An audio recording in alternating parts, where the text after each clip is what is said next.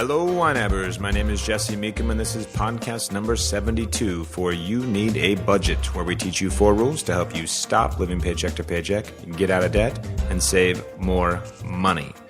Today, I've had the thought, I wish, when you play video games, I have to confess that I haven't played video games for a long time, but back in the day, when you were fighting an opponent, they'd have a little bar that would go down as you would win the fight.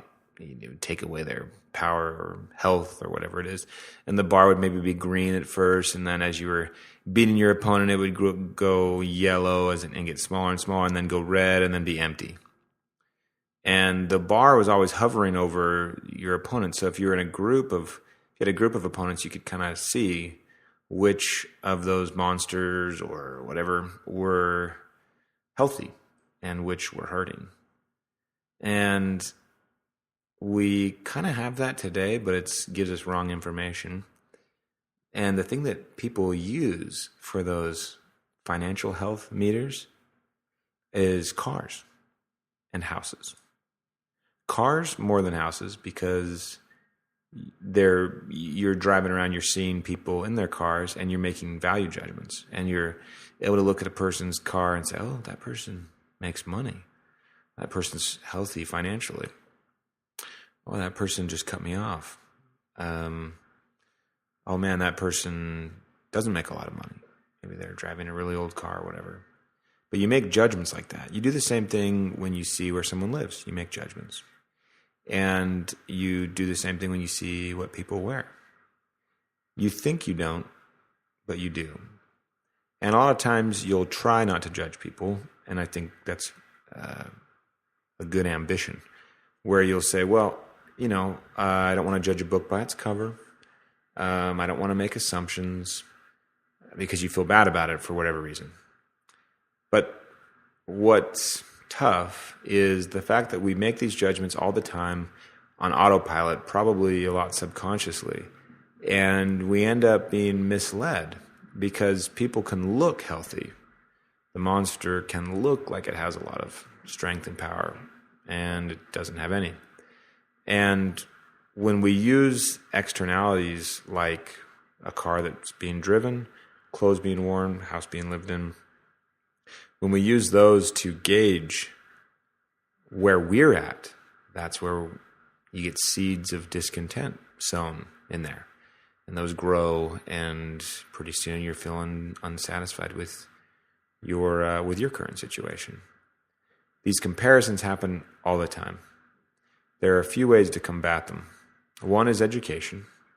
Read The Millionaire Next Door, so you can learn what people that are genuinely financially well off do as far as consumption goes.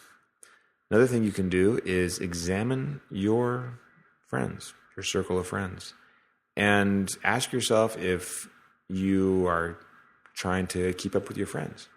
And some people have very honest friends, and the relationship dictates how honest you are with your finances, where everyone's very open and they talk about it and what they're struggling with, and what they're doing poorly with, what they're really acing. And then you have other friends or acquaintances where you don't talk about money. Maybe it's a little taboo. Either way you go about with your friends, whether it's very open or very closed, you have to recognize that their wants, their consumption cannot dictate yours. I was just camping over the weekend, and we went out to kind of do the survival stuff. And you realize quickly that all you really care about is shelter, food, clothing, to keep you away from the elements. And everything else just kind of falls away. I was reading the book Hatchet to my kids.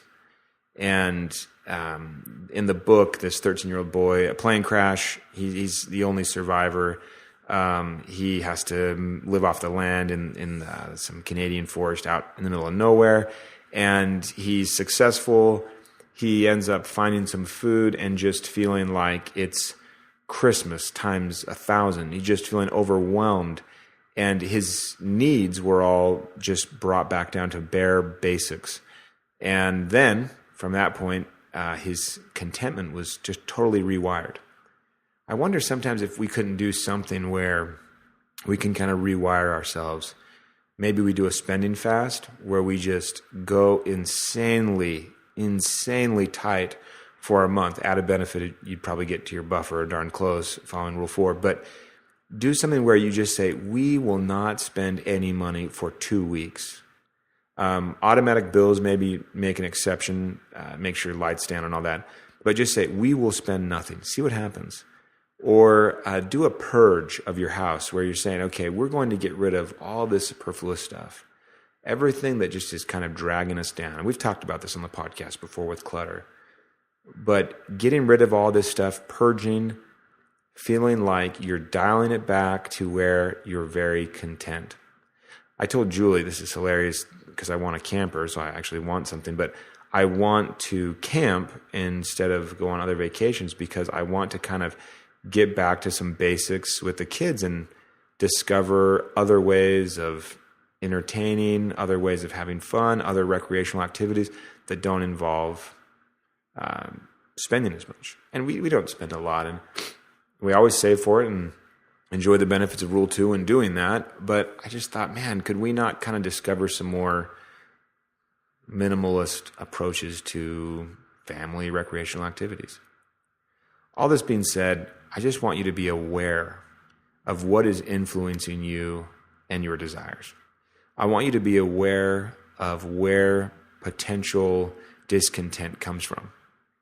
And I want you to be proactive in removing those things that cause that discontent with your stuff. So whether it's a purge or a spending fast or just a really introspective evaluation, any of that can work in having you realize, okay, this doesn't define who I am, but who am I? And what will make me content? What would make me truly happy? One more point of education that you could look to is to read the book by Joe Dominguez, and I can't remember his co-author. I apologize. Your Money or Your Life. An excellent book, a little bit dated on the investment side. They may have come out with a new edition that I need to pick up. An excellent book on helping you rewire and look for what would truly make you content, even happy. And you'll be surprised how little money has to do with that. So until next time, follow YNAB's 4 rules and you will win financially. You have not budgeted like this.